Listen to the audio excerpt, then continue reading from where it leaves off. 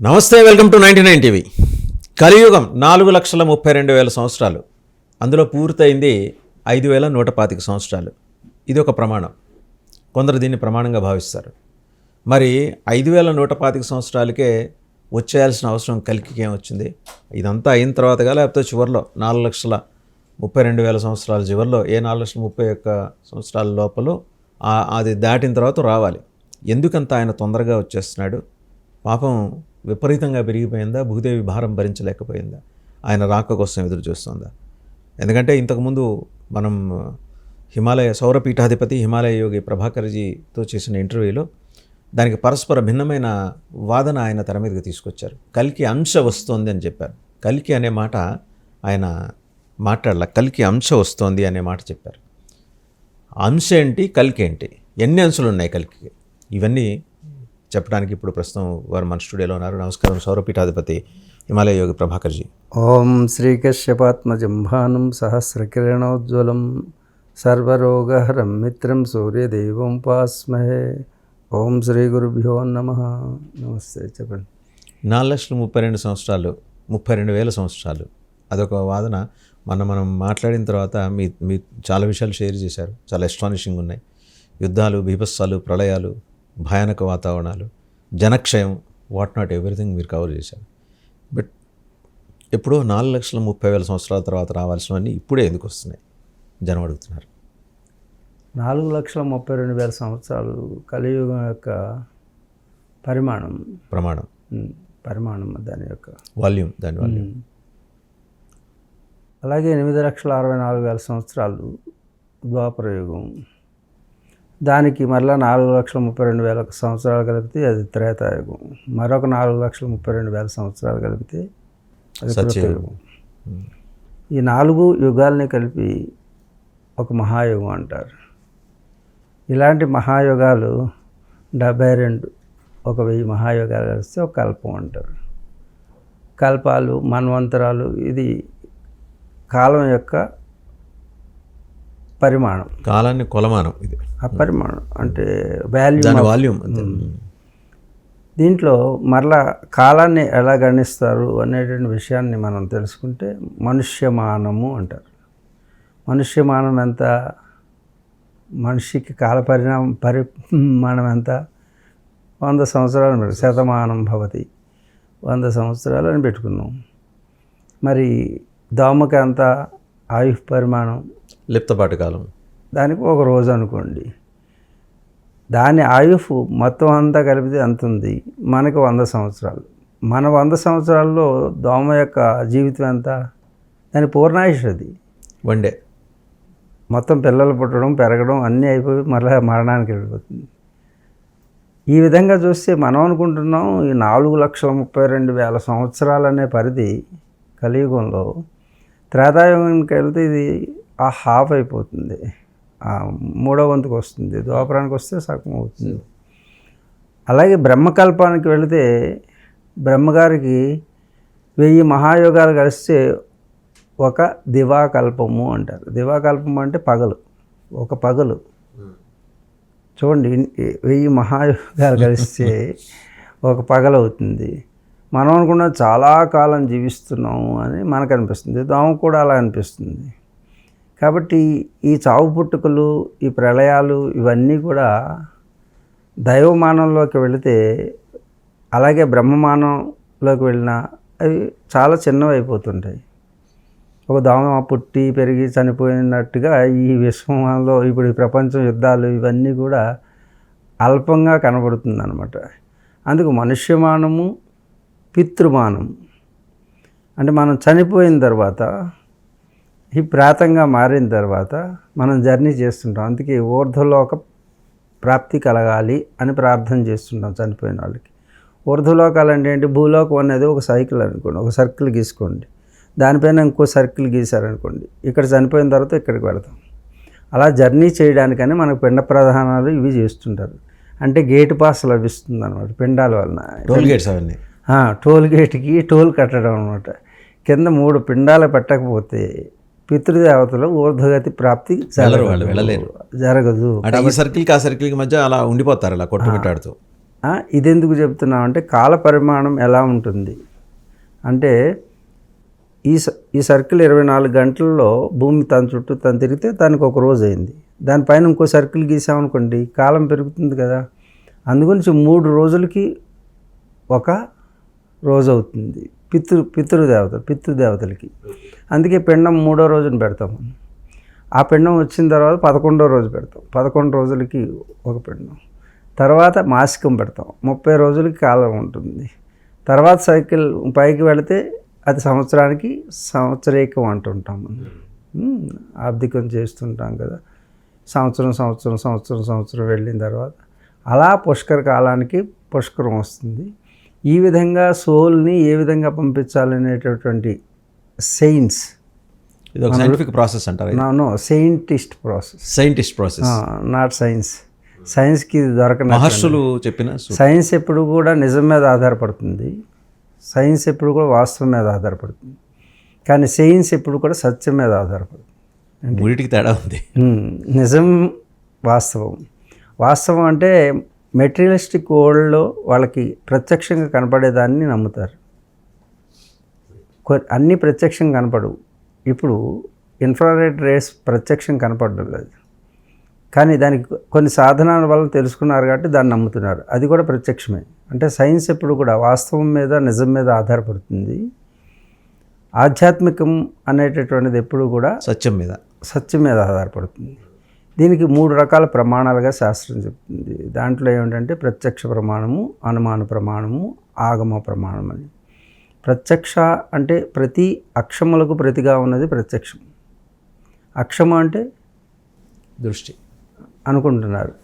మరి శ్రవణానికి అక్షమేది? చెవి. ఘ్రాణమునకు అక్షము ఘ్రాణేంద్రియం ముక్కు. రసమునకు అంటే టేస్ట్కి స్పర్శకి ఇవన్నీ అక్షములే. పంచ జ్ఞానేంద్రియములు శబ్దస్పర్శ రూప రసగంధాదులకి అక్షములు. ప్రతి అక్షము ఈ 5టికి అందేటటువంటి విషయాన్ని సైన్స్ అంటారు. అర్థమవుతుంది? అంటే కమింగ్ బ్యాక్ టు ప్రత్యక్ష ప్రమాణం అంటే ఈ విధంగా ఆగమ ప్రమాణాలను అనుసరించి ఏ విషయాన్నైనా మనం విశ్లేషించినప్పుడు అది ఆధ్యాత్మికం అంటాం. ఆధ్యాత్మిక సత్యమే ఆధ్యాత్మికత చెప్తుంది. నిజానికి ప్రత్యక్షానికి తావులేదు. 4,32,000 సంవత్సరాలు ఉన్నటువంటి ఈ ఆయు పరిమాణం ఏదైతే ఉందో అది కలియుగానికి సంబంధించినటువంటిది. కలియుగం అంతం అవ్వాలంటే, యుగం అంతం అవ్వాలంటే 4,32,000 సంవత్సరాలు పడుతుంది. ఇది చాలామంది అనుకుంటారు మీకు 100 సంవత్సరాల ఆయుష్ మానవుడికి అన్నారనుకోండి, త్వరగా అన్ని చెడ్డ అలవాట్లు చేసేసి అధర్మాలు చేసేసి శుభ్రంగా ఆరోగ్యాన్ని పోగొట్టుకుంటే ఎన్ని సంవత్సరాలు చనిపోతాడు? 30-40 ఏళ్ళకి కూడా పోవచ్చు కదా. అలాగే ధర్మం అనేటటువంటి దాని మీద ఆధారపడి కాలచక్రం నడుస్తుంటుంది ఎప్పుడు కూడా. అందుకు మీరు అధర్మం ఎంత తీవ్రంగా చేస్తారో అంత తీవ్రంగా క్లోజ్ అయిపోతుంది. కుంచుకుపోతూ వస్తుందంటారు. టైం కుంచుకుపోతుంది, వ్యవధానం కుంచుకుపోతూ వస్తుంది. ఉదాహరణకి మీరు విజయవాడ వెళ్ళడానికి ఎంతకాలం పడుతుంది మీ కారులో? 5 hours, 4 to 5 hours. 4 hours పడుతుంది. అంటే 80 స్పీడ్లో వెళ్తేనో మీరు ఒక స్పోర్ట్స్ వెహికల్ తీసుకున్నారనుకోండి 3 hours వెళ్ళచ్చు. టైం తగ్గిపోయింది కదా. ఆ విధంగానే అధర్మం ఎప్పుడైతే వృద్ధి చెందుతుందో ఆయా సమయాల్లో అంశావతారాలు వస్తాయి. అంటే ఒక్కొక్క సైకిల్ పూర్తవుతుంది, ఆవృతం అంటారు. అందులోకి 60 సంవత్సరాల్లో ఒక ఆవృతం రావచ్చు, 80 సంవత్సరాల్లో ఒక ఆవృతం రావచ్చు. 80 సంవత్సరాల క్రితం చూసుకుంటే ఇదే వాతావరణం వస్తుంది. ఎందుకంటే ప్లానెట్స్ కూడా ఏమవుతాయంటే మీనరాశిలో శని ప్రవేశించడం అనేది అక్కడ జరుగుతుంది. అక్కడ జరిగినప్పుడు గతంలో ఏం జరిగిందో ఇప్పుడు అదే జరుగుతుంది. మీరు వెనక్కి వెళితే ఒక ఆవృతం పూర్తవుతుంది అనమాట. అంటే ఇప్పుడు మనం కనుక చూస్తే 42లో హిరోషిమా నాగసాకి మీద బాంబు దాడి, అలాంటివి మళ్ళీ రిపీట్ అయ్యే ప్రమాదం సేమ్ అదే వస్తుంది కదా. ఇప్పుడు వాతావరణం చూడండి, మీరేమో అనుకోరు, మీరు ప్రశాంతంగా ఉండాలనుకుంటారు, కానీ పక్కన వాళ్ళు వచ్చి ఏదైనా పొడిచినప్పుడు మీరు ఆ కోపంలో ఏదో చేస్తారు, ఆ వినాశం జరుగుతుంది. అలా మీరు అనుకోకుండానే అందరూ యుద్ధ వాతావరణంలోకి వెళ్ళిపోతుంటారు. ఎందుకంటే ధర్మం ఎప్పుడైతే ధర్మానికి గ్లాని కలిగిందో, అధర్మం వృద్ధి చెందిందో, ఆయా సమయాల్లో ఒక్కొక్క సైకిల్ పూర్తి అయిపోతుంటుంది. అప్పుడు కలికి అంశ వస్తుంది అంటున్నాం. అంశ అంటే ఏంటంటే దానికి సంబంధించినటువంటి శక్తి ఓ ఫామ్లో వచ్చి ఆ ఫామ్ ద్వారా మరలా రిఫార్మ్ చేస్తుంటుంది. అందుగురించి ఇప్పుడు ఒక 80 సంవత్సరాలు పూర్తి అయిపోయి ధర్మం పూర్తిగా వినాశనానికి వచ్చింది. చూడండి, భార్యాభర్తల మధ్యన ఎవరికి కూడా సుఖం లేదు. అన్నీ ఉన్నాయండి, మనశ్శాంతి లేదంటారు. అన్నీ ఉన్నవాడికి కూడా శాంతి లేదు. దానికి కారణం ఏంటంటే అధర్మం వృద్ధి చెందడం వలన మనకి సుఖం ఎన్ని సంవత్సరాలకి అంటే మన లెక్క ప్రకారం ఎన్ని సంవత్సరాలకు ఒకసారి అంశారూపం వస్తుంది? ఇదిగో మీరు ఎంత అధర్మం ఇప్పుడంటే 80 సంవత్సరాల నుంచి 60 సంవత్సరాల నుంచి 80 సంవత్సరాల లోపు జరుగుతున్నాయి ఇవన్నీ. కాబట్టి ఒక అంశ ఒక సైకిల్. రేపు మీరు చెప్పారు రేపు త్వరలో 27లో రాబోతున్నాడు కలికి అంశ రాబోతుంది. దీనికి పూర్వం అంశ ఎక్కడుంది? వస్తే ఆయన ఏ రూపంలో ఉన్నాడు, ఎక్కడున్నాడు? ఇప్పుడు ప్రజెంట్ గురించి మనం మాట్లాడుకుంటే ఇప్పుడు కలికి అంశ అనేటటువంటిది అదే మీకు ఇక్కడ అంశ ఎలాగైతే ఉందో శంబలకు కూడా అంశ ఉంటుంది. ప్రదేశానికి కూడా ఒరిజినల్ శంబల ఎక్కడైతే చక్షువుకి కనపడని శంబల, ఆ శంబలకి మీరు ఒరిస్సాలో మెటీరియలిస్టిక్ వరల్డ్ కూడా శంబల ఉంటుంది. అలా కనెక్టెడ్గా ఉంటాయి. మనకి ఇప్పుడు మనం కనపడుతున్నారు, మీ వెనక ఏది ఆధారమై ఉంది? కనపడినటువంటి జీవశక్తి ఆధారమై ఉంది. అలాగే శంబలకు కూడా భౌతిక రూపం అంటూ ఉంటుంది. ఆ భౌతిక రూపంలో ఆ అంశ కలికి అంశ అనేటటువంటి అంశలో భౌతిక రూపంలో జన్మం తీసుకుంటారు. శంబల నగరంలో ఆ శంబలకి దగ్గరలో ఉన్నటువంటి 1 సంవత్సరం తపస్సులో ఉంటుంది. మీరు చెప్పేది ఆధ్యాత్మిక శంబల? అవును, మెటీరియలిస్టిక్ ఏది ఒరిస్సాలో ఉన్నది. ఒరిస్సాలో ఉన్నది. దాన్ని ఇప్పుడు మనం సంబాల్పూర్ అని పిలుస్తున్నాం. మీరు అన్నట్టుగా చతుర్భుజాలు వీటితో రాదు, మామూలు అంశే వస్తుంది. అంటే ఈ ఫిజికల్ బాడీ వస్తుంది, డైరెక్ట్ అంశ ఆ ఫిజికల్ బాడీ వస్తుంది అంటున్నారు. కాబట్టి అది వెళ్ళిన తర్వాత ఆ గుహలో తపస్సు చేస్తారు. మేము ఇప్పుడు ఐడెంటిఫై చేయడానికి సంబల్ ఆ ప్రదేశంలో సెర్చ్ చేయడానికి వెళుతున్నాం త్వరలో. వెళ్ళి ఆ ప్రదేశం ఆధ్యాత్మిక సాధనలో ఉన్న మీకంటే మీరు కష్ట నష్టాలు కోర్చి వెళ్ళగలరు, మీకు ఆ శక్తి ఉంటుంది. ఎవరైనా మిమ్మల్ని అకంపెనీ చేసి మీతో పాటు మాకు కూడా అవకాశం కల్పించండి, భాగ్యం కల్పించండి అని అడిగితే అసలు మేము ఎక్కడికి వెళ్తున్నామో మాకే తెలియదు. ఎందుకంటే లాగబడతాం. ఇప్పుడు నేను ఇక్కడికి వచ్చాను, ఇది ఒక జర్నీ. అంటే ఫిజికల్ జర్నీ అనే కంటే కూడా ఎందుకు వెళుతున్నామో అవసరం ఉందా లేదా అనిపిస్తుంటుంది. మాకు కూడా రావాలనిపిస్తుంది, కానీ వస్తుంటాం. చెప్పాలనిపిస్తుంది, చెప్తుంటాం. అంటే ఎవరు చెప్తున్నారంటే వాళ్ళు చెప్తున్నారని భావన. అంటే we're living our bodies as a equipment. Driving force వెనక డ్రైవింగ్ ఫోర్స్ ఉంటుంది. చాలాసార్లు గమనిస్తుంటాం. హిమాలయాల్లో కూడా మేము ఒక చోటకి ఏదో అనుకుంటే మేము ఎక్కడికో వెళ్ళబడుతుంటాం. ఎవరెవరో కలుస్తుంటారు, ఎక్కడెక్కడో పడుకుంటుంటాం. So mega force is tracking you and directing you. అందుకే సెలెక్ట్ చేయబడినటువంటి వాళ్ళు నడిపించబడతారనమాట. మనం జస్ట్ వీఆర్ రిమోట్ ఆపరేటర్స్ లాగా ఉంటాం, అంటే కెరియర్స్.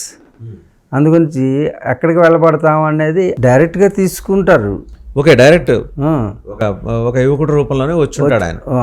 వచ్చి పూర్ణ అవతారంతో వస్తారు. అంటే ఆ అవతారం కాదు, కల్కి అంటే అసలు ఖడ్గము అశ్వము ఇవే ఉండవు, మామూలుగా వస్తారు.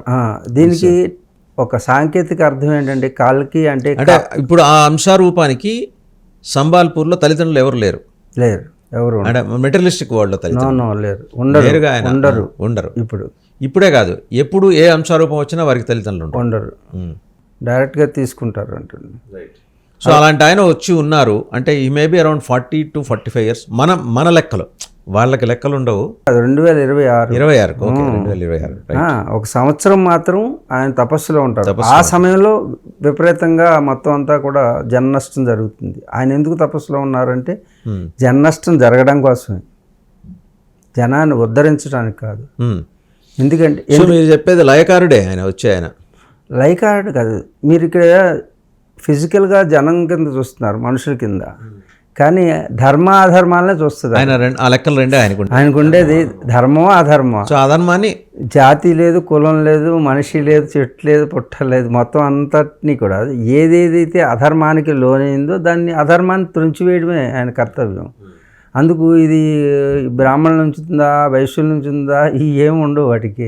లేకపోతే ముస్లిమ్స్ నుంచి ఉందా, క్రిస్టియన్స్, ఏమీ లేదు. ఆయన తక్కడిలో ధర్మం అధర్మం రెండే ఉంటాయి. ధర్మాధర్మాల మధ్యనే జరిగేటటువంటిది. అందుకు అధర్మాన్ని నిర్మూలించడానికి ఆయన ఏదైనా ఎంచుకోవచ్చు. అంటే ఒక కులాల మధ్యన సంఘర్షణ కావచ్చు, జాతి మధ్యన సంఘర్షణ కావచ్చు, కలర్ మధ్యన అవ్వచ్చు, మతాల మధ్యన కావచ్చు. వీళ్ళందరూ వీళ్ళు చంపుతున్నట్టు వీళ్ళని చంపుతున్నట్టు ఉంటుంది కానీ మనకి. కానీ దాంట్లో అధర్మం చనిపోతుంది, దీంట్లో అధర్మం చనిపోతుంది. ధర్మంగా ఉన్నటువంటి ఎవరైనా మిగులుతారు. ఆ మిగిలిన వాళ్ళే తర్వాతకి వాళ్ళ అంకురార్పణ జరుగుతుంది అనమాట. వాళ్ళతోటి మరలా నేను can I correlate one incident Guruji. ఇప్పుడు పహల్గామ్ ఇన్సిడెంట్ అయింది, 26 మంది ప్రాణాలు. నేను మనుషుల ప్రాణాలు leave about religion and other thing కోల్పోయారు. ప్రాణాలు కోల్పోయిన వాళ్ళు అధర్మానికి పాల్పడి ఉన్నారని మీరు అనుకుంటారా? ఇప్పుడు ప్రాణాలు కోల్పోయిన వాళ్ళు అందరూ అధర్మాన్ని అంటే ధర్మాన్ని నిలబెట్టడానికి కారకులు అనుకోవచ్చు కదా మీరు. ఒక్కొక్క త్యాగం ఒక్కొక్క ధర్మాన్ని నిలబెట్టడానికి కావచ్చు, అలా కూడా అనుకోవచ్చు. వాళ్ళు అధర్మం చేశారని కాదు, వాళ్ళతో ప్రారంభమైంది కదా, అంకురార్పణ జరిగింది కదా. ఒక చిన్న దేన్నో బలిచ్చామండి, కొబ్బరికాయ కొట్టామండి. కొబ్బరికాయ బలి అయిపోయిందా, లేకపోతే అది దాన్ని త్యాగం చేసుకుని తర్వాత దానికి శుభం జరగడానికి అంకురార్పణ చేసిందా అంటే ఏమంటాము? ఇప్పుడు ఎఫెక్టెడ్ ఫ్యామిలీస్ ఉన్నాయి, 26 ఫ్యామిలీస్ ఉన్నాయి. వాళ్ళకి సొలేస్ కల్కి అంశ ద్వారా సొలేస్ తప్పకుండా. ఎందుకంటే ధార్మికమైనటువంటి ఏ త్యాగమైనా ధార్మికమైనటువంటి త్యాగం చేసినప్పుడు తర్వాత తరాలకి అది మంచి జరగడానికి ఉపయోగపడుతుంది, తప్పకుండా ఉపయోగపడుతుంది. సో ఓకే, 26, 27 వచ్చిన ఆయన 1 year యోగ సాధనలో ఉంటారు. ఇప్పుడు పరివారం అంతా కూడా అంటే తనతో వచ్చే అంశాలన్నీ కూడా పనిచేస్తున్నాయి. ఆల్రెడీ వాళ్ళు వచ్చున్నారు 14 నుంచి 2014 నుంచి పనిచేస్తూనే ఉన్నారు. 2004 నుంచి పనిచేస్తున్నారు. వాళ్ళందరూ కూడా మొత్తం భూమండలం మీద అనేక రకాలైనటువంటి పోస్టుల్లో పనిచేయవచ్చు, లేకపోతే ఇంకో రకంగా పనిచేయచ్చు. మోడీ గారు ఉన్నారు అనుకోండి, దాంట్లో ఒక అంశగా తీసుకున్నారు అనుకోండి. ఇలా ప్రతి ఒక్కరు కూడా ఏదో ఒక అంశలో దానికి పనిచేస్తూనే ఉంటారు. వాళ్ళకి తెలియకపోవచ్చు, కానీ వాళ్ళు ఆపరేట్ చేస్తూనే ఉంటారు. ఇదంతా కూడా ఆ మార్గంలో, ధార్మికమైనటువంటి మార్గంలోకి జనాన్ని తీసుకుని వెళ్ళి ఆ పనికి వాళ్ళకు టూల్లా ఉపయోగపడుతుంటారు. ఇప్పుడు కొన్ని సందర్భాల్లో అండి, అంటే ఇటీవల కాలంలో కొందరు షేర్ చేసుకుంటాయి. మీ ఇంటర్వ్యూలు వివిధ చోట్ల మీరు ఇచ్చిన ఇంటర్వ్యూలో ప్రశ్నలు కూడా వస్తున్నాయి. ఏంటంటే అనూహ్యంగా ఒకళ్ళకి వాళ్ళ మెదడులో ఒక ప్రచోదనం కలుగుతుంది, this is going to happen అని ఒక ఇండికేషన్ వస్తుంది. లేదా ఒక ఇన్సిడెంట్ చూసినప్పుడు అదే ఇంతకుముందు నేను ఇది చూశానే అని ఒక భావన కలుగుతుంది. అదేంటి, అదంతా ఎందుకు కలుగుతుంది? ఇన్స్టిట్యూషన్ అంటే మన లోపల కలిగేటువంటి భావాలన్నీ కూడా, శరీరం అనేది ఒక గ్యాడ్జెట్ అండి. It is an instrument, equipment. దీంట్లోనూ అలా ఎక్వైర్డ్ డేటా ఈజ్ దేర్. అంటే ఎన్నో జన్మల నుంచి ఉన్నటువంటి డేటా మీ దగ్గర ఉంటుంది. మీరు నిన్న ఏం భోజనం చేశారు అని ఒకసారి లోపలికి వెళ్ళి అడిగితే గుర్తొస్తుందా లేదా? కొన్ని సందర్భాల్లో నిన్న ఏమి కూరలు అంటేనే గుర్తుంచుకుంటలేదు. అసలు సంబంధం లేని విషయాలు ఎట్టా వచ్చేస్తున్నాయి. అలా వెనక్కి వెళితే మీకు అన్నీ గుర్తొస్తాయి. మీ గత జన్మ కూడా గుర్తొస్తుంది. ఇది ఒక ట్రైనింగ్. మీరు ఎన్ని జన్మలైనా వెళ్ళొచ్చు వెనక్కి, ప్రీవియస్. అంటే డేటాని మీరు తీసుకున్నవే.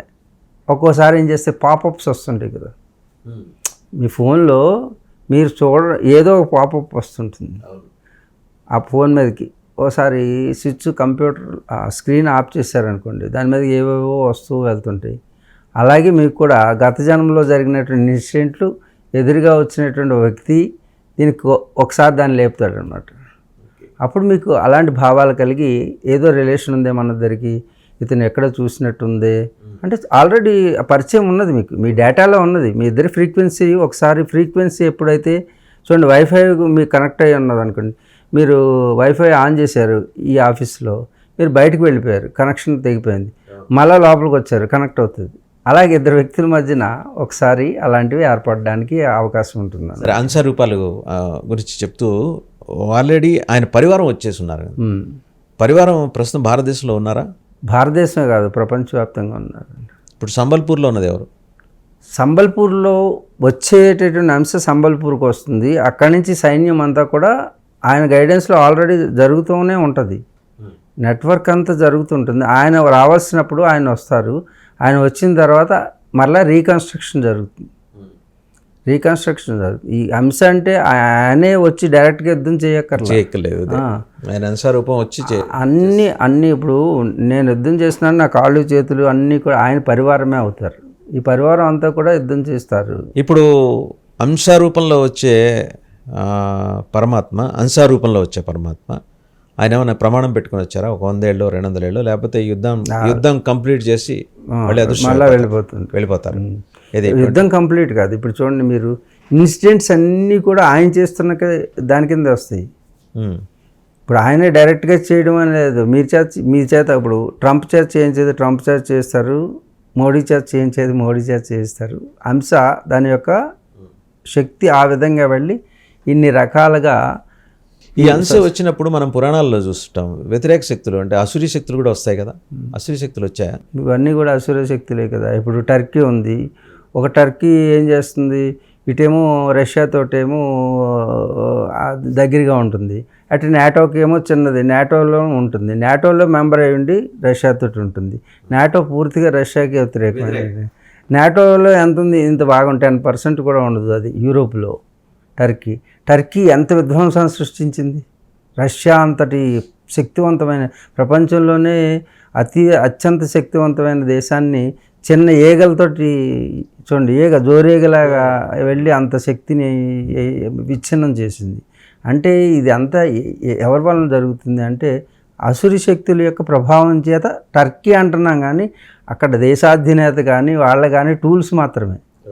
లోపల జరిగేటువంటి ఒక ప్రక్రియనే కల్కి అంశం అంటారు. కల్కి అంటే కాల్కి ఏంటి, కాలం అంటే కాల్ అంటే ఏంటి, కాలం.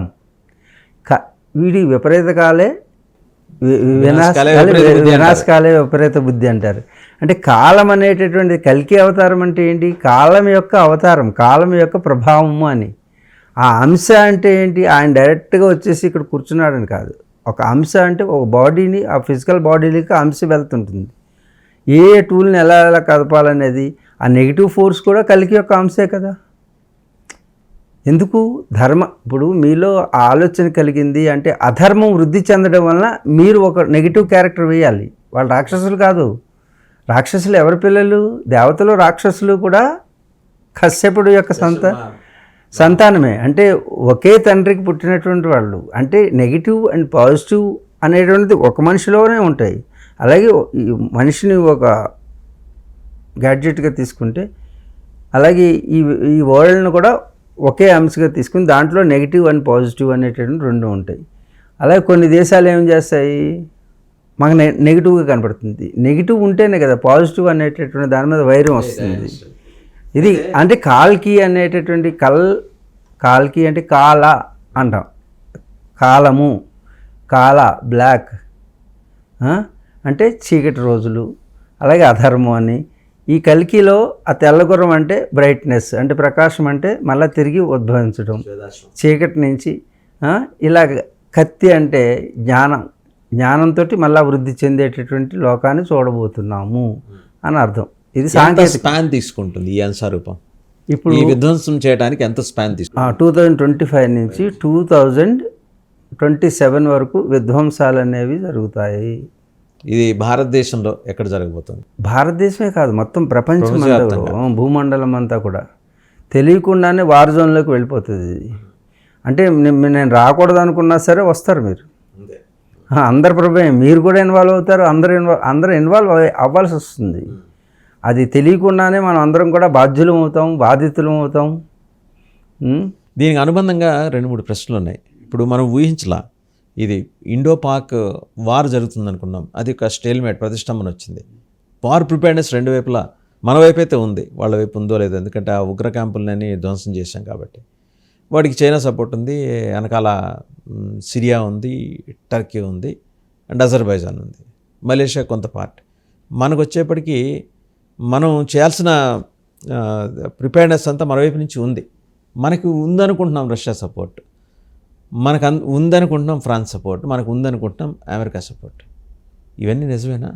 అమెరికా సపోర్ట్ అనేది ఎప్పుడూ కూడా అది మనం అందరం కొట్టుకుంటుంటే మౌనంగా ఉండే పాత్ర వహిస్తుంది. ఎందుకంటే తనకి వెల్ సఫిషియెంట్ ఈజ్ దేర్.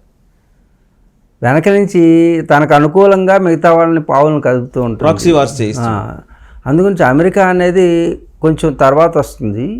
కానీ ప్రత్యక్షమైనటువంటి యుద్ధంలోకి రష్యాని దింపేశారు. నాటో వస్తుంది. అంటే ఇది ప్రిడిక్షన్ ఏం కాదు. మనం వాతావరణాన్ని చూసినప్పుడు, జియో పొలిటికల్ సినారియో చూసినప్పుడు ఏమవుతుంది, ఇప్పుడు నాటో ఎలాగా తప్పకుండా దిగిపోయింది. నాటో మీదకి రష్యా వెళ్తుంది. వెళ్ళక తప్పని పరిస్థితి ఏర్పడవచ్చు. కాబట్టి రష్యా ఎప్పుడైతే వచ్చిందో చైనా అండ్ మనకి కొరియా ఇవన్నీ కూడా ఆల్రెడీ ఇన్వాల్వ్ అయిపోయినాయి. ఇన్వాల్వ్ అయిన తర్వాత నాటో తరపున మరలా అమెరికా దిగాల్సి వస్తుంది. వీళ్ళందరూ కొట్టుకుని ఉంటుంటే ఈ లోపు ఏం చేస్తారు, ఇస్లాం కంట్రీస్ అన్నీ మౌనంగా ఉన్నాయి. చూడండి, 55 కంట్రీస్ ఉంటాయి. 56 దేశాలు 55 దేశాలు కూడా అలా ఉన్నాయి. అప్పుడు ఏం చేస్తుంది టర్కీ, ఏం చేస్తుంది, టర్కీ అజమాయిషిలోకి వీళ్ళందరూ వెళ్ళిన తర్వాత పాకిస్తాన్ యాడ్ అవుతుంది, చైనా యాడ్ అవుతుంది. ఈ చైనా యాడ్ అయిన తర్వాత ఏమవుతుంది, రష్యా సపోర్ట్ అటు వెళ్ళిపోతుంది ఊహించినట్టుగా. వెళ్ళిపోయిన తర్వాత అత్యంత ఫాస్టెస్ట్ ఎకానమీ అయినటువంటి భారతదేశాన్ని ముందు నొక్కితే రష్యా చైనా యొక్క ఆర్థిక స్థితి నిలబడేటువంటి అవకాశం ఉంటుంది. కాబట్టి రష్యా అటు వెళ్ళేటువంటి అవకాశం ఉన్నది. ఓకే, మనకి ఎప్పటి వరకు మిత్రదేశం అనుకున్నటువంటి మిత్రదేశం, మనం ఎంతో ఆదరించేటటువంటి దేశం, మనకే సపోర్ట్ లేకుండా అయ్యేటటువంటి పరిస్థితి ఏర్పడవచ్చు. అంటే జియో పొలిటికల్ అఫైర్స్లో అంటే మీరు తీసుకున్న మార్గం అంటే కలికి అంశారూపంలో వచ్చిన దానికి కారణంగా అంటున్నారు. బట్ జియో పొలిటికల్ అఫైర్స్లో పొద్దున్న డెవలప్మెంట్స్ సాయంత్రం ఉండవు. అదే చెప్తున్నా. ఇప్పుడు ఇదంతా జరిగేది ఆ అంశాల వల్లనే అంటున్నాను. వీళ్ళందరిలోనూ ఈ అంశాలు ఉన్నాయి. కార్యకారణ సంబంధం చెప్తున్నారు. మీలో ఇప్పుడు ఇక చూసే ప్రేక్షకుల్లో కూడా అదే అంశ ఇప్పుడు కనెక్ట్ అవుతాం అనమాట. నాకు ఇది పాజిటివ్గా కనెక్ట్ అయ్యేవాళ్ళు పాజిటివ్గా కనెక్ట్ అవుతారు, నెగిటివ్గా కనెక్ట్ అయ్యేవాళ్ళు నెగిటివ్ అవుతారు. కాలం యొక్క స్థితిగతులను బట్టి మీ మానసికమైనటువంటి అలలు, దాంట్లోంచి వచ్చేటటువంటి యాక్షన్, థాట్ అండ్ యాక్షన్. మరి ఆయన ఎందుకు రావాలండి అంటే, ఆయన రావడం అంటే ఏంటి, ఆయన యొక్క శక్తి మనలోకి అలా ప్రవేశిస్తుంది అన్నమాట. టూల్స్ ఏవి ఆల్రెడీ ఉన్న టూల్స్ని ఉపయోగిస్తారు.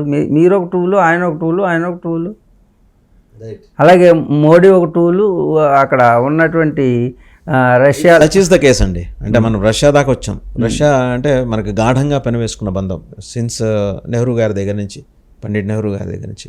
ఇవాళ అది రష్యా మన నుంచి డిసోసియేట్ అయిపోతుంది అనేటటువంటి రూఢిగా మాకు తెలుస్తుంది.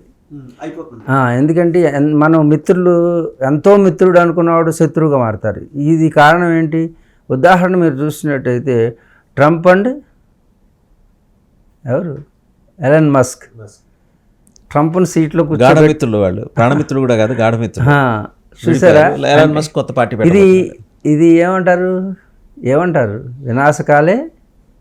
వాళ్ళిద్దరూ కలిసి ఉన్నటువంటి వాళ్ళు ఎందుకు అంత గట్టిగా కలిసి ఉన్న వాళ్ళు ఎందుకు విడిపోయారు. అలాగే రష్యా మీద చైనా గూఢచర్యం చేస్తుందని లేటెస్ట్ ఒక కథనం. ఇప్పుడు వాళ్ళిద్దరు మిత్రుల దేశాలు, వాళ్ళిద్దరూ మిత్రులేగానే ఉంటారు. చైనాతోటే వెళ్తాడు. ఇప్పుడు ఈరోజు వచ్చినటువంటిది ఇలా ఉంది కదా, చైనాతోటి వెళ్ళవలసిన పరిస్థితి ఏర్పడుతుంది. మరి పాకిస్తాన్ మిత్రులు శత్రువులు అవుతున్నారు. మరి మనకి పరమశత్రువు చైనా మనకి మిత్రులు కారు. ఎందుకంటే మూడు పవర్. ఒకటి చైనా, 2 భారత్ అండ్ అమెరికా. ఈ మూడిట్లోనూ వారు ఎలా అంటే మనం ముందుండాలి అనేటటువంటిది వాళ్ళిద్దరికీ ఉంది, చైనా అండ్ అమెరికాకి. కాబట్టి భారత్ ఎక్కడ ముందుకు వస్తుందో అనే భయం వాళ్ళకి. అందుకే ఎవరితోటైనా చేసి ఏదైనా చేసి ఆపరేట్ చేస్తుంది కలికాన్సే. ఇప్పుడు భారత్ హైయెస్ట్కి వస్తుంది. మీరు లాస్ట్లో మీకు ఇంక భారతదేశమే పైకి వస్తుంది. వీళ్ళు ఎన్ని కుట్రలు చేసినా సరే. ఎన్ని సంవత్సరాలకి అంటే మనం ఏమైనా ఉజ్జాయింపుగా మీరు ఏమన్నా 32 2032కి భారతదేశం సుప్రీం పవర్ అంటారు. పాకిస్తాన్ ఎగ్జిస్టెంటా నాన్ ఎగ్జిస్టెంటా అప్పుడు? పాకిస్తాన్ అనేటటువంటిది ఉండదు అని డిసింటిగ్రేట్ అయిపోతుంది.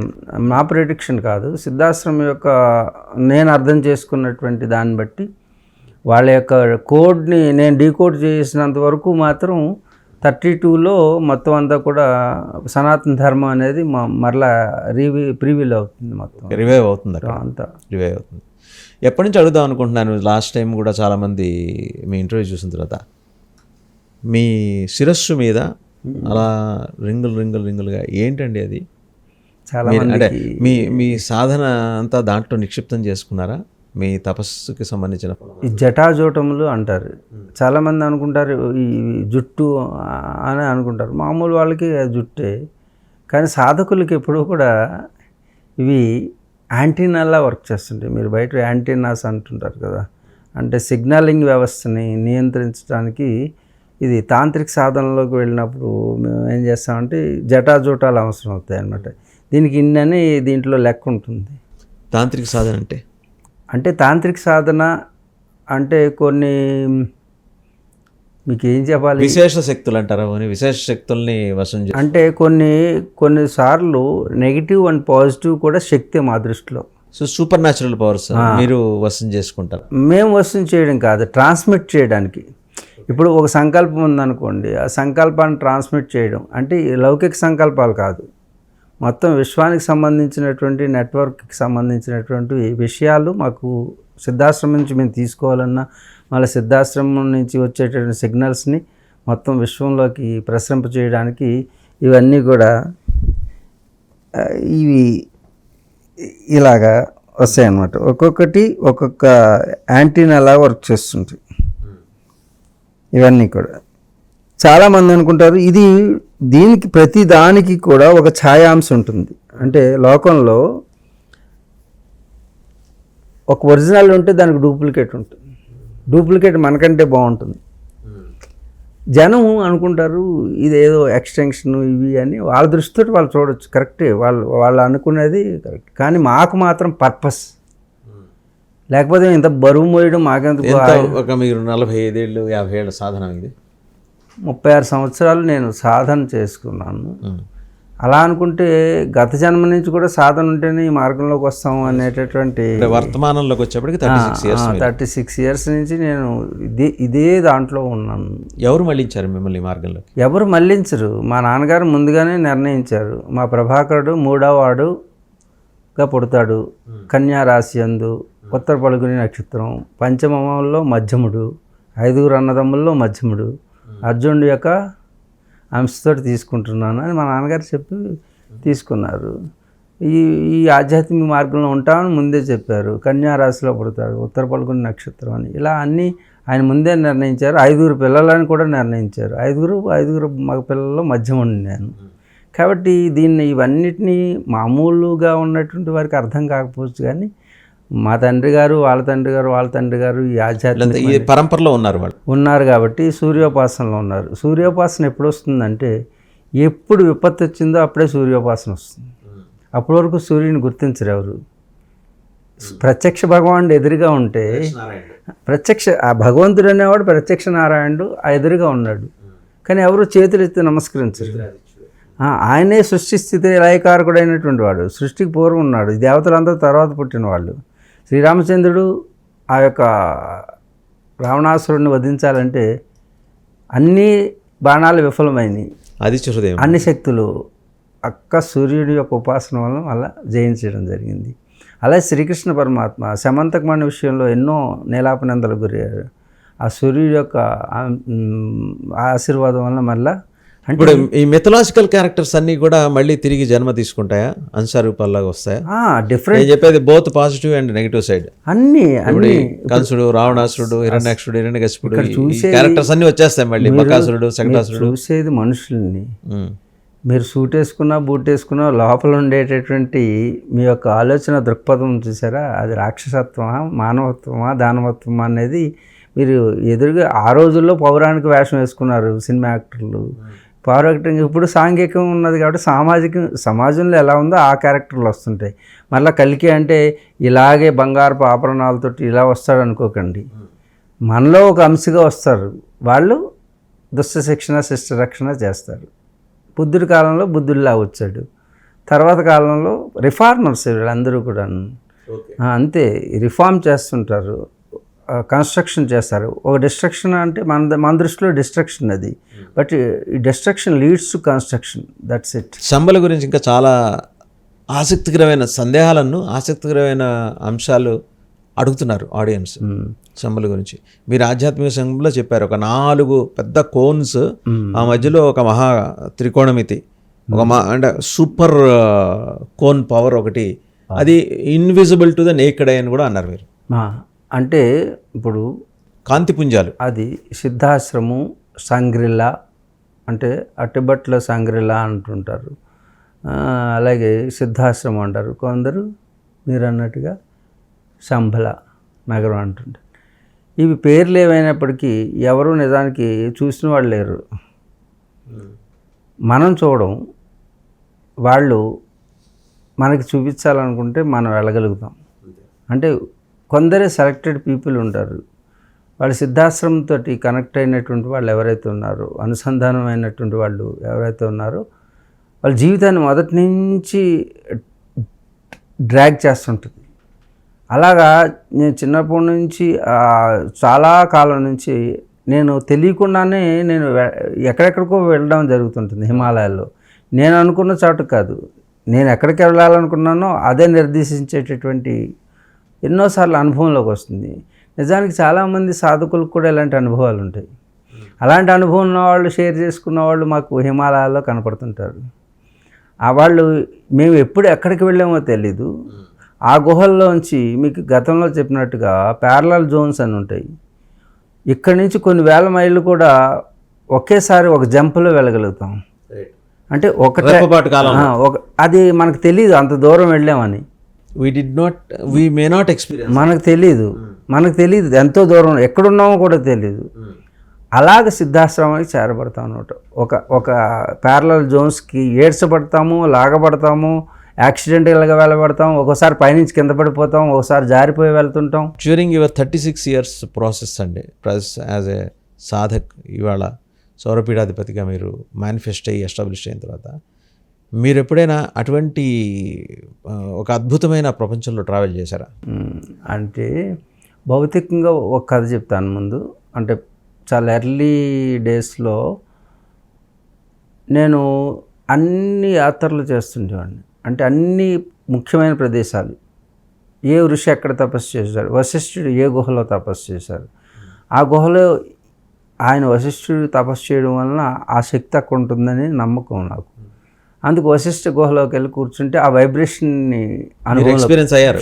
ఎస్, ఆ వైబ్రేషన్ అనుభూతి అంటే చాలా ఆసక్తి ఉంటుందండి ఆడియన్స్కి. ఆ అనుభూతి అందరం పొందలేరు, కనీసం మీరు చెబితే విని ఆనందిస్తారు కదా. ఏమీ లేదండి, మ్యాగ్నెటిక్ అంటే ఎలక్ట్రో మ్యాగ్నెటిక్ ఫీల్డ్ అంటారు, ఏది మామూలు సైన్స్లో. మనం ఆధ్యాత్మిక ఊర్జా అంటాం. ఇప్పుడు మీరు అక్కడ కూర్చున్నారు, మీరు అక్కడ వెళ్ళిపోయిన తర్వాత మీ యొక్క ఆరా అక్కడ ఉంటుంది. ఇంకా ఉంటుందా? ఉంటుంది. మీరు వెళ్ళిపోండి, మీ ఫోటో పడుతుంది. అది ఆరా తీసే ఫిజికల్ కెమెరాస్కి చిక్కవాలి. నో, అది కెర్లిన్ ఫోటోగ్రఫీ అని ఉంది కదా, ఏదో దాని పేరు సరిగ్గా తెలియదు, రష్యన్ కెమెరా, దాంతో షూట్ చేసినట్టయితే మీరు ఆకృతి కనపడుతుంది. మీరు ఇప్పుడు ఏ మూడ్లో ఉన్నారు, మూడ్ని కూడా క్యారీ చేస్తుంది, ఎమోషన్ని. ఆరా ఎంతసేపు ఉంటుంది మనం? అది మీ యొక్క శక్తిని బట్టి ఉంటుంది. ఆ ఋషులు అంటే మీకు డిస్టర్బెన్స్ లేకుండా అలైన్మెంట్ ఎక్కువసేపు, మీకు మీ బాడీ అనేదండి ఒక ఎక్విప్మెంట్ అండి. ఈ ఎక్విప్మెంట్లో 64 లక్షల కోట్ల సెల్స్ ఉన్నాయండి. వింటున్నారా? 64 లక్షల కోట్లు. 64 లక్షల కోట్లకి కూడా నెగిటివ్ అండ్ పాజిటివ్ పోల్స్ ఉంటాయి. అంటే న్యూట్రాన్స్, ఎలక్ట్రాన్స్, ప్రోటాన్స్ ఎలాగైతే యాటంలో ఉన్నాయో అలాగే నార్త్ పోల్, సౌత్ పోల్ అని ఉంటుంది. ఈ అలైన్మెంట్ ఋషులకి ఏంటంటే అలైన్మెంట్ జరుగుతుంది లోపల. అలైన్మెంట్ జరిగినప్పుడు శక్తి ప్రవాహం అనేది డిస్టర్బెన్స్ ఉండదు. మొత్తం సకారాత్మక శక్తే వాళ్ళకి అలా తిరుగుతూ ఉంటుంది లోపల. డిస్టర్బెన్స్ అనేది లేకుండా ఊర్జా శక్తి నార్త్ నుంచి సౌత్, సౌత్ నుంచి నార్త్కి అలైన్ అయి ఉండడం వలన, కూర్చుండడం వలన ఎక్కడైతే కూర్చున్నారో ఆ శక్తి ఎక్కువ కాలం వాళ్ళు ఉన్నా లేకపోయినా అక్కడ ఉంటుంది. సో అందువల్ల మీరు ఇప్పుడు వశిష్ఠ మహర్షి తపస్సు చేసుకున్న గుహలోకి వెళ్ళినప్పుడు నాట్ ఓన్లీ వశిష్ఠ, అత్రి ఆశ్రమానికి అన్ని ఆశ్రమం ఎక్కడెక్కడ, అలాగే వ్యాస భగవానుడు ఎక్కడైతే మహాభారతం రాశారు అక్కడ, అది కూడా హిమాలయాల్లో. అలాగే వేద పర్వతాలు అవి మీకు బుక్స్ పేర్చినట్టు ఉంటాయి. సరస్వతి నది లోపల నుంచి వస్తుంటుంది, వేదాల నుంచి. అది మానా అనేటువంటి గ్రామంలో మీరు చూడొచ్చు, చాలామంది చూసి వస్తుంటారు. ఆఖరి గ్రామం అయినటువంటి భారతదేశానికి ఆఖరి గ్రామం వ్యాస గుహ. అలాగే గణేష్ గుహ, గణేశుడు ఎక్కడైతే గంటం ఎత్తకుండా అదే వ్యాస మహర్షి చెప్తుంటే ఆయన వ్యాస మహర్షి సమాధిలో ఉన్నటువంటి స్థలం. సమాధిలో దర్శించి మనకి అష్టాదశ పురాణాలు, వేదాలని ఇవన్నిటిని మనకు అందించడం జరిగింది. ఆయా ప్రదేశాలు, అలాగే అనేక ఋషులు తపస్సు చేసిన ప్రదేశాలు. అంతే గరుడు వచ్చి తపస్సు చేసిన, నారదుడు తపస్సు చేసిన నారదశిల ఇత్యాది అన్నిటిలోనూ హిమాలయాల్లోనే, అన్ని హిమాలయాల్లోనే అన్నిటినీ కూడా ఒక్కొక్క ప్రాంతానికి ఒక్కొక్క మహానుభావుడు తపస్సు చేసుకున్న ప్రాంతానికి వెళ్ళినప్పుడు ఒక్కొక్క రకమైన దివ్యానుభూతి మీరు పొందారా? ఇప్పుడు శరీరంలో ఉన్నటువంటి, ఇప్పుడు మీరు ఇలా కూర్చున్నారండి, కూర్చుంటే ఈ శరీరాన్ని దాటి వెళ్ళిపోయేటటువంటి ఒక అలౌకికమైనటువంటి అనుభూతి, భావానికి అందనటువంటి భావానికి అందకపోతే భాషకు అందదు. ఇప్పుడు మీరు అడుగుతున్నారు, నా భావానికి అతీతమైనటువంటి భావాతీతమైనటువంటి ఒక అనుభూతిని భావంలోకి మార్చి, భాషలోకి మార్చి మీకు కమ్యూనికేట్ చేసేటట్టుగా ఉండదు. ఓకే, అందుగురించి అది ఒక one has to experience on their own, అంతే, ఎవరికి వాళ్ళుగా అనుభవించాల్సిన మాత్రమే. భాషలోకి చెప్పాలంటే ఒక అలౌకిక అనుభూతి, అంటే శరీర లేనటువంటి ఒక స్థితి, బియాండ్ ఎక్స్ప్లెనేటరీ, అంతే అంతే. ఆ స్థితిని మనం అనుభవించడం, తద్వారా మనలో అలైన్మెంట్ తీసుకురావడం. కూర్చున్న వెంటనే ఒక మ్యాగ్నెట్ ఉందండి, ఒక ఇనుప ముక్క ఉంది, దాని ఎనువుని ఇలా గీశారనుకోండి, ఈ ఎనువులో ఉన్నటువంటి యాటమ్స్ అలైన్ అవుతాయి, దీనికి కూడా ఆ శక్తి వస్తుంది. అలాగే ఒక ఋషి తపస్సు చేసినటువంటి ప్రదేశంలోకి వెళ్ళి మీరు కూర్చున్నప్పుడు మీలో డిజలైన్మెంట్, అంటే అస్తవ్యస్తంగా ఉన్నటువంటి వ్యవస్థ, శక్తి ఒక కేంద్రీకృతం అవుతుంది అనమాట. తద్వారా మనం త్వరగా ఆధ్యాత్మిక ఉన్నతిని పొందొచ్చు, మనలో ఉన్న శక్తిని డ్రైన్ అవ్వకుండా కాపాడుకోవచ్చు అనమాట. కల్కి అంశ 27 వస్తున్నప్పుడు ఆల్రెడీ కొందరు ఆయన పరివారం, అంశకి సంబంధించి పరివారం కూడా కొందరు వచ్చి ఉంటారు. ఇంకా రావాల్సిన వాళ్ళు ఎవరైనా ఉన్నారా? ఇక అందరూ ఉన్నారు. అలాగే మనలోంచి పికప్ అవుతాం అనమాట. ఇప్పుడు మనం వింటున్న వాళ్ళలో చాలామంది సూర్యారాధన చేయడం అనేది ప్రారంభించినప్పుడు సూర్యారాధనకి కల్కికి దగ్గర సంబంధం ఉంటుంది. అందుకు సూర్యుడి యొక్క ఆరాధన చేయాలి అని అనిపిస్తూ ఉన్నదంటే ఎవరికైనా వాళ్ళు కల్కి ఛానల్లో మెంబర్ అవుతున్నారు అన్నది. ఇప్పటివరకు సూర్యుని పట్టించుకోలేదు ఎవరు మనం. రేపటి నుంచి ఉదయాన్నే లేచి సూర్య భగవానుడికి ప్రత్యక్ష నారాయణ అనేటువంటి భావం ఎవరికైనా కలిగితే ఇందులో వాళ్ళందరూ సంరక్షించబడతారు అని ఒక ఇది. చాలామంది సూర్యోపాసనకి ఇది సమాయత్తం అవుతుంటారు. ఈ సూర్యాంశని ఎక్కువగా ఆరాధన చేయడం, వాళ్ళందరూ కూడా ధార్మికమైనటువంటి మార్గంలో నడవడం, ఆ ధర్మాన్ని పరిరక్షించే వాళ్ళుగా సైనికులుగా తయారవుతారు అని. భారతదేశ జనాభా 140 కోట్లు. ఇవాళ జనక్షయం తర్వాత మిగిలే జనాభా ఎంత? ఉజ్జాయింపుగా సుమారుగా 35% మిగులుతారు అనుకుంటున్నాను. అంటే 35 crores 40 crores వరకు మిగులుతారు అవుట్ ఆఫ్, అంటే 100 కోట్ల జనక్షయం.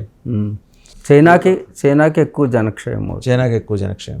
పాకిస్తాన్ అనేది పూర్తిగా చరిత్రలో లేకుండా పోవచ్చు. అమెరికా అండి? అమెరికా కూడా చాలా విస్తృతంగా జన నష్టం జరుగుతుంది.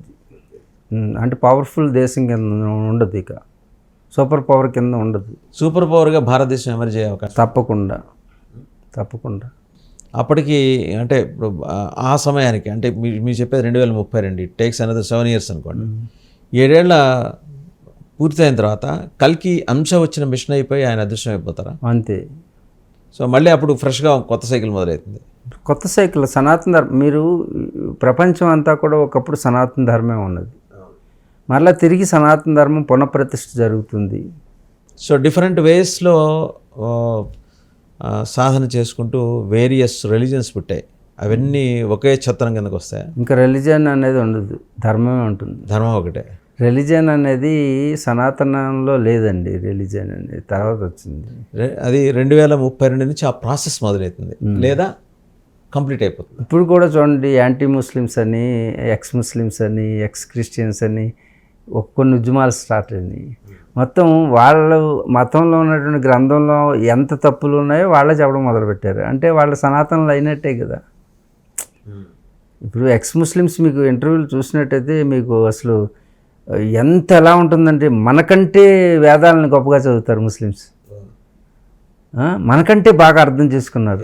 ఎలీట్ సెక్షన్స్ అన్ని మీరు ఇక్కడ కనపట్టలేదు. మీ నార్త్లో చూస్తే ఎంత పెద్ద ఉద్యమం జరుగుతుందో తెలుసా అండి. ముస్లిమ్స్ నుంచి వచ్చిన వాళ్ళు భగవద్గీతని మనకంటే గొప్పగా చెప్పగలుగుతున్నారు, మనకంటే గొప్పగా వేదాల గురించి చెప్పగలుగుతున్నారు. అసలు మనకు కొందరిని ఇంటర్వ్యూ చేద్దరు కానీ రేపు మీరు గొప్ప గొప్ప వాళ్ళు అనమాట. అసలు మేము సరిపోం అనమాట. అంతలాగా వాళ్ళు దాన్ని అర్థం చేసుకుని బాగా ప్రచారం చేస్తున్నారు. చూడండి, ముస్లిమ్స్ అంటున్నారు, కట్టర్ ముస్లిమ్స్ మనకు చూస్తున్నాం. కానీ ఇస్లాంలో కూడా కట్టర్ హిందువులు ఉన్నారు. ఏంటి ఆ విధంగా తయారైన వాళ్ళు చాలామంది ఉన్నారు. వీళ్ళందరూ ధార్మికులే. రేపు పొద్దున్న వీళ్ళందరూ కలిసి సనాతన ధర్మాన్ని వాళ్ళు చెబుతున్నారు, మేము సనాతనీయులు అని. బట్ అదర్ వే అరౌండ్ చెప్పమంటారా నన్ను? అంటే నేను చెప్పినది పూర్తిగా లౌకికం అండి. మీ మీ అభిప్రాయాలతో విభేదించినట్టు కాదు. లౌకికంగా ఇప్పుడు జరుగుతున్న సంఘటనలు చూస్తే, ఇప్పుడు పాకిస్తాన్ ఇంటెలిజెన్స్ ఏజెన్సీ ఉంది, ఐఎస్ఐ. వాళ్ళు మన దేశానికి ఆర్మ్డ్ పర్సనల్ని, వాళ్ళ పోలీస్ పర్సనల్ని పంపించి యూట్యూబర్లని ల్యూర్ చేసి వాళ్ళ దేశాన్ని తీసిపోయి డబ్బులు ఇవ్వటం, మనకి ఎస్పెనేజ్ చేస్తున్న మనకి గూఢచర్యం చేస్తున్నారు. పట్టుబడ్డారు అండ్ కీలకమైన వ్యక్తులు అందరూ ఉన్నారు. ఇప్పుడు పరివర్తన మీరు చెప్పినట్టు జరగట్లా, ఇటు నుంచి జరుగుతుంది. మీరు చూసేది అటు నుంచి చూసారు, నేను ఇటు నుంచి చూస్తాను. అంటే రెండు వైపులా ఉంటాయి ప్రతి ఒక్కరికి. మీకు బ్యాక్ ఉంది, ఫ్రంట్ ఉంది. ఫ్రంట్ చూసిన వాడికి బ్యాక్ కనపడదు, బ్యాక్ చూసిన వాడికి ఫ్రంట్ కనపడదు. అలాగే నెగిటివ్ చూసి ఉన్న వాళ్ళు నెగిటివ్ చూడాలి. మీరు అటు మీరు నన్ను అడగాలి కాబట్టి మీరు ఆ ప్రశ్నే వేయాలి. అర్థమైందా? ఇది ఏంటంటే మదనం, క్షీరసాగర మదనం. రాక్షసులు ఇటు పక్క ఉండాలి, అటు దేవతలు ఉండాలి. ఉట్టి రాక్షసులే ఉన్నారనుకోండి, ఇంకా చిలకడం అనేది ఉండదు. అందుకు క్షీరసాగర మదనం లాంటిది ఈ విశ్వం అంతా కూడా నెగిటివ్ అండ్ పాజిటివ్ పోల్స్ మధ్యనే జరుగుతుంటుంది. జరగకపోతే అసలు తిరగడం అనేది లేదు, అసలు ఈ చరిత్రే ఉండదు. కేవలం స్త్రీలే ఉన్నారనుకోండి, ఇక ఈ లోకం ఉంటుందా? జనరేషన్ ఏమన్నా ఉంటుందా? కేవలం పురుషులే ఉన్నారనుకోండి. అలాగే నెగిటివ్ అండ్ పాజిటివ్ అనేది రెండు సహజమైనవి. ఇది ఒక ఖేల్ అంటారు. ఇప్పుడు మనం అనుకుంటున్నాం ధర్మం అని. అధర్మంలోనే ఆ ధర్మం ఉంది. ఏంటి అధర్మంలోనే ధర్మం, అధర్మంలోనే ఆ ధర్మం ఉంది. అంటే మీరు ఏం చెప్పబోతున్నారు అని ప్రేక్షకులు అనుకోవచ్చు. ఇక్కడ ఏమీ లేదు, జగత్ మిథ్య అన్నారు. ఇదంతా లీలలాగా జరుగుతుంది, ఒక కళ్ళలాగా. ఆ కళ్ళలోనూ విలన్ అండ్ హీరో ఏ విధంగా ఉంటే ఒక మూవీని మనం చూడగలుగుతున్నాము. అలాగే ప్రతి యుగంలోనూ కూడా మంచి చెడులు రెండు ఉంటాయి. రాత్రి పగలు ఎంత సహజమో మంచి చెడులు కూడా అంతే సహజం. ఇది మనకి మీరు ఏమనుకుంటున్నారో ఆ నెగిటివ్ వైపు చూసినప్పుడు మీకు ఇంత అధర్మం అనిపిస్తుంది, పాజిటివ్ వైపు చూసినప్పుడు ధర్మం ఎలా ఉంటుందో అనిపిస్తుంది. ఈ రెండింటి మధ్యన సంఘర్షణ జరిగితేనే ఈ కాలం అనేది గడుస్తూ ఉంటుంది. ఇది ఒక ఆట, లేకపోతే ఇంజన్ నడవదు. ఇది ఒక ఆటలాగా చూస్తారు యోగులు. ఇప్పుడు మాకేమీ పెద్దగా ఏమనిపిస్తుంది. ఎందుకంటే దోమ చనిపోతే మీకు ఏమనిపించింది? చీమలు, ఒక గ్రూప్ ఆఫ్ చీమలు చనిపోతే ఏమనిపించింది? మరి ఎందుకంటే మీరు ఉన్నారు అంటారు. మీరున్నది లోకంలో ఉన్నటువంటి మొత్తం ఎనర్జీని అంతటినీ కూడా ధారణ చేసి ఈ యొక్క జగన్నాటకాన్ని అంతటినీ కూడా అలా చూస్తూ దర్శిస్తూ ఉంటారు ఆనందంగా. ఆ ఆనందంగా ఉండేటువంటి స్థితిని ప్రతి ఒక్కరు పొందడమే తపస్సు యొక్క లక్ష్యం. దాన్నే మోక్షం అంటారు. సో మోక్షం దిశగా తీసుకెళ్ళబోతున్నాడా కల్కి? అందరూ మోక్షం దిశగా తీసుకెళ్ళడం కాదు, ఈ టూల్స్ అన్నీ కూడా అంతిమ లక్ష్యం మోక్షమే. కానీ మీరు ఆట ఆడడానికి దిగారనుకోండి, ఒక పాత్ర వస్తుంది, ఆ పాత్ర ప్లే చేయాల్సిందే, అది ప్లే చేస్తారు. మీరు మీ పాత్ర యొక్క లక్ష్యం అది, అంతే. అందుకే ఇవన్నీ పాత్రధారులమే. కానీ దీంట్లో ఎవరూ మోక్షం పొందలేని వాళ్ళు లేరు. రాక్షసులు కూడా మోక్షాన్ని పొందుతారు, కానీ వాళ్ళ క్యారెక్టర్ అక్కడ అంతే. తల్లిగా ఉన్నప్పుడు తల్లిగా, చెల్లిగా ఉన్నప్పుడు చెల్లిగా, పిల్లగా ఉన్నప్పుడు పిల్లగా పాత్రలు నటిస్తున్నారు. ఇందుకే మనం ఏం చెప్పబోతున్నాం అంటే ఇది రివీల్ చేసామనుకోండి, ఆట యొక్క మజా ఉండదు వీళ్ళకి. రైట్, రివీల్ చేయొద్దు కానీ రివీల్ చేస్తే ఎలా ఉంటుందంటే ఓహో ఇంతేనా అనిపిస్తుంటుంది. కానీ ఎప్పుడు కూడాను చూడండి, సస్పెన్స్ థ్రిల్లర్ స్టోరీని ఆ సస్పెన్స్ ఏదో చెప్పారనుకోండి ఏమైపోతుంది, నెక్స్ట్ చూడరు. దానికి వాల్యూ లేదు. అందుకే ఇది ఒక భగవంతుడు అనేటువంటి ఒక శక్తి ఏదైతే ఉందో. అయితే ఇంకా కొన్ని ప్రశ్నలు ఉన్నాయండి, అంటే ఎక్కువ సమయం నేను తీసుకోను. 2027లో వచ్చే కల్కి అంశ, మొదటి అంశ ఆయన పరిపూర్ణ అవతారానికి సంబంధించిన మొదటి అంశ ఇది. అంటే మనకి శ్రీ లేదు, గతంలో వస్తూనే ఉన్నాయి. ప్రతి 60 సంవత్సరాల్లో ఏదో విపత్తు రావడం, 80 సంవత్సరాలు వస్తూ ఉంటుంది. ఇది ఇన్నర్ ఆవృతాలు అంటారు, అంతరావృతాలు. పూర్తిగా 4,32,000 సంవత్సరాల తర్వాత పూర్ణ అంశ వస్తుంది. ఎలా మీరు చెప్పినట్టు కల్కి అంశ వస్తుంది. వటపత్రి సాయిలా వస్తాడా? వటపత్ర సాయి అనేటటువంటిది అది కల్పాంతాలు అవి మనం చెప్పాం కదా. కల్పం అంటే దివాకల్పము, రాక్కల్పం అని.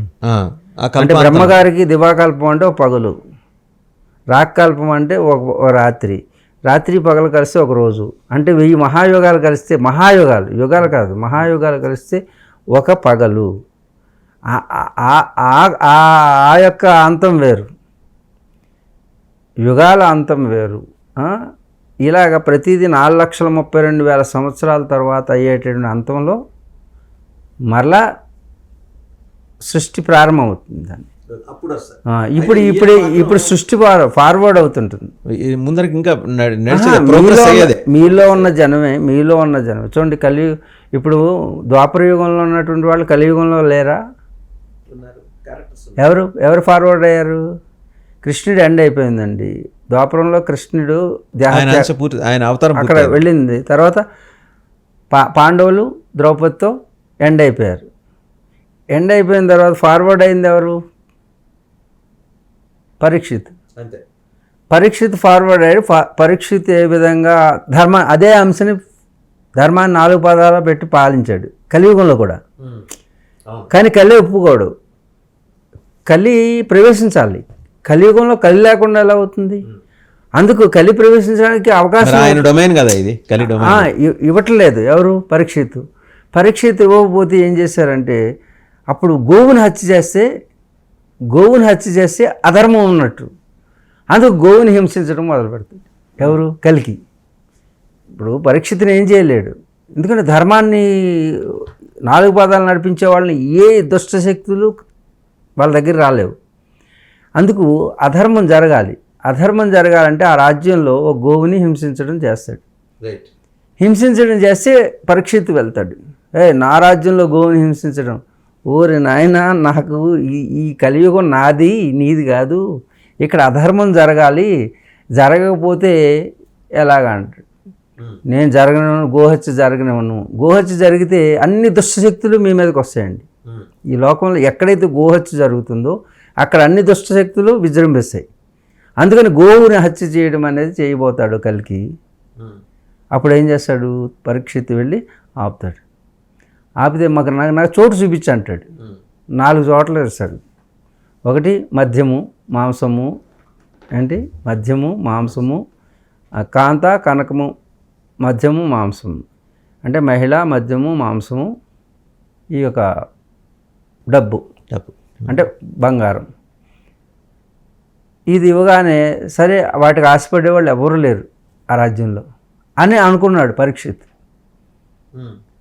అనుకోండి, మా రాజ్యంలో ఎవరికి అన్నీ ఉన్నాయి కాబట్టి ధర్మం 4 పాదాలు ఉంటే అందరూ సుఖంగా సంతోషంగా ఉంటారండి. ధర్మం లేదు కాబట్టి అందరం బాధించబడుతున్నాం. అప్పుడు అదేంటి, ఆ అంశ ఇటు వచ్చింది అన్నమాట. ఏ యుగం నుంచి? ద్వాపర యుగం నుంచి. కాబట్టి ఇంకా సస్టైన్ అవుతుంది ధర్మం. ఇప్పుడు ఏం చేశాడంటే ఆ ఖజానా దగ్గరికి వెళ్ళాడు. ఎవరు? పరీక్షిత్. వెళ్ళిన వెంటనే చూస్తే ఆ ధనరాశులన్నీ కనపడినాయి. ఎందుకంటే వాళ్ళ తండ్రులు పాండవులన్నీ యుద్ధం చేసి రాజసూయోగం చేసి అన్నీ ఉన్నాయి కదా. ఆ జరాసంధుడు యొక్క కిరీటం, ఇంత పెద్ద కిరీటం, మన ఎన్టీ రామారావు గారి కిరీటం లాగా అంత పెద్ద.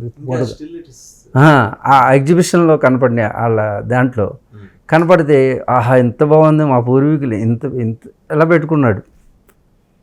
పెట్టుకున్న వెంటనే కల్లి ప్రవేశించి బంగారం ఎందు ఎప్పుడు అయితే వ్యామోహం కలిగిందో కలి ప్రవేశం జరిగింది. కలికి అవకాశం వచ్చేసింది.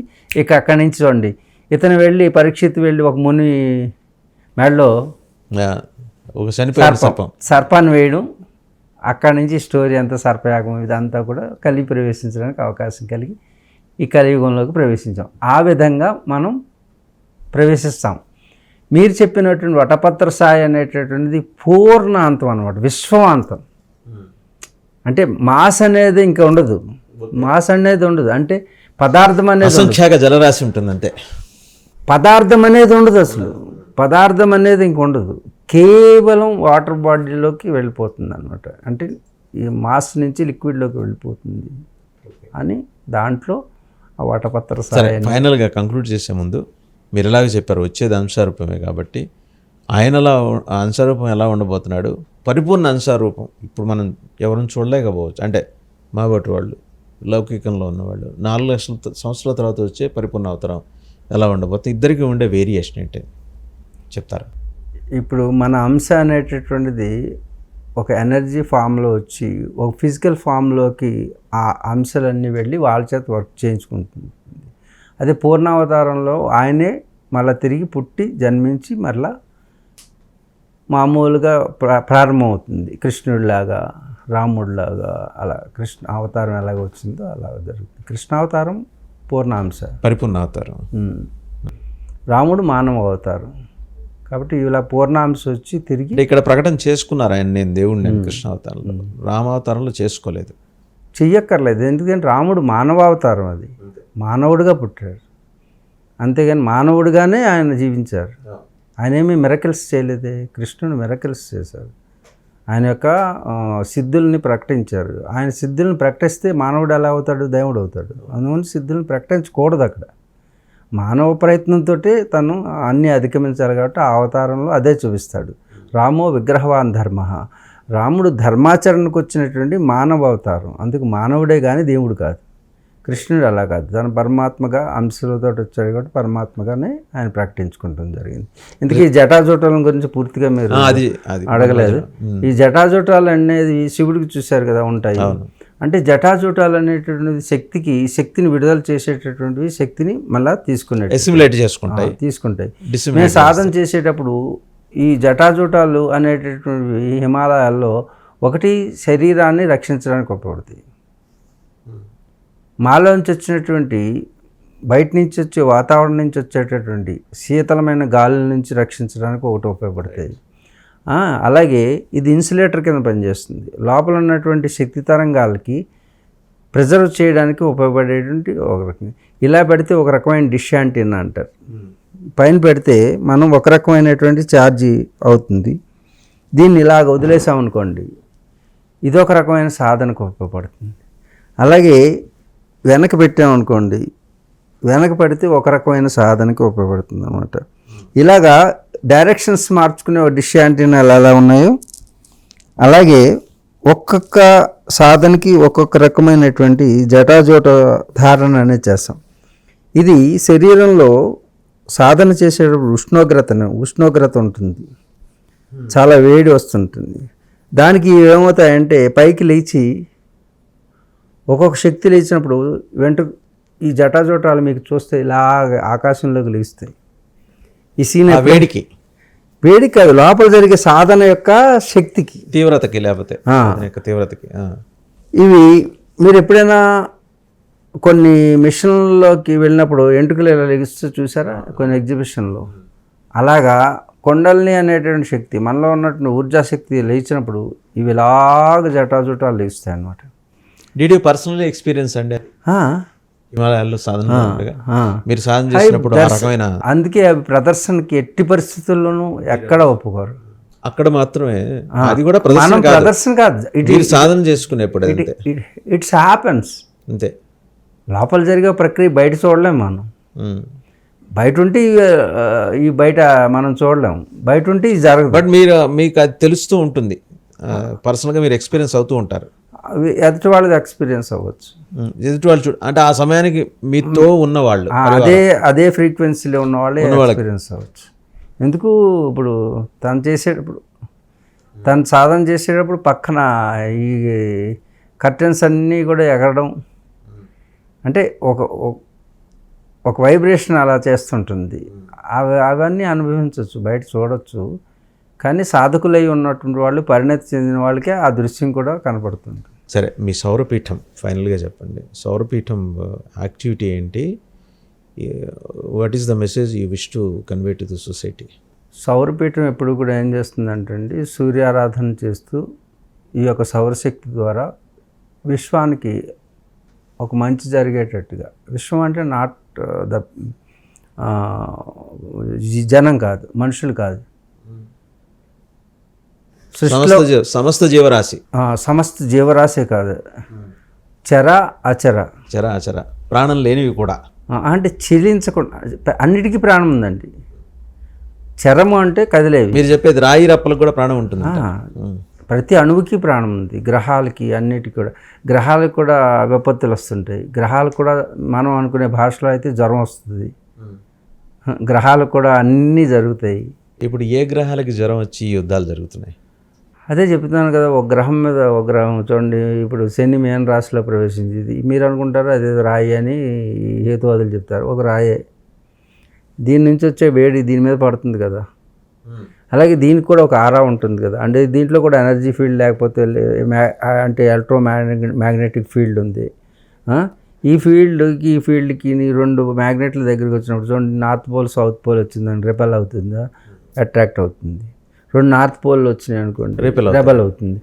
ఇవి రెండు ఇనప మొక్కలకి అంత తెలివితేటలే, కదిలే తెలివితేటలకు ఉన్నాయి, కదలవు కదా అవి. అంటే నువ్వు చూసే పదార్థానికి నువ్వు చూడకుండా ఉండేటువంటి శక్తి ఆధారమై ఉన్నది. అలాగే రెండు శక్తుల యొక్క కలయిక చేత మనసులో ఆలోచనలు మారుతాయి మనకి. ఆలోచన చూడండి, ఎందుకు అందరం ఇప్పుడు అన్నవస్త్రం ఉంటే సరిపోతుంది మనకి, కానీ అన్నవస్త్రాలతో శాంతిని ఎక్కడ తెస్తామండి? అన్నం వస్త్రం ఉంటే శాంతిగా ఉంటుంది లోకం. అన్నం వస్త్రంతో ఉండేటటువంటి శాంతిని పొందాల్సినటువంటి వాళ్ళు అన్నవస్త్రాలతోటి శాంతి. 27 ఆయన వస్తున్నారు, మహాప్రళయం సంభవించబోతోంది. అణ్వస్త్రాలు అన్నీ ప్రపంచవ్యాప్తంగా నిర్వీర్యం అయిపోతాయా? నిర్వీర్యం అవ్వడం కాదు, కొంత ల్యాండ్ అంతా కూడా నిర్వీర్యం అవుతుంది. అంటే మనుషుల యొక్క శాతం తగ్గి ల్యాండ్ యొక్క ఇది పెరుగుతుంది. అంటే ఉన్న దాంట్లో మనుషులు తగ్గిపోతారు. ఎవరైతే ధార్మికంగా ఉన్నారో వాళ్ళకి ఇది ఎక్కువైపోతుంది. అప్పుడు వాళ్ళు ఏంటి, సర్వైవల్ వైపే చూస్తుంటారు. అంటే కేవలం నీరు ఆహారం ఉంటే సరిపోతుంది, మిగతా ఏం అక్కర్లేదనే పాత రోజులకి మళ్ళీ తిరిగి వెళ్తుంది.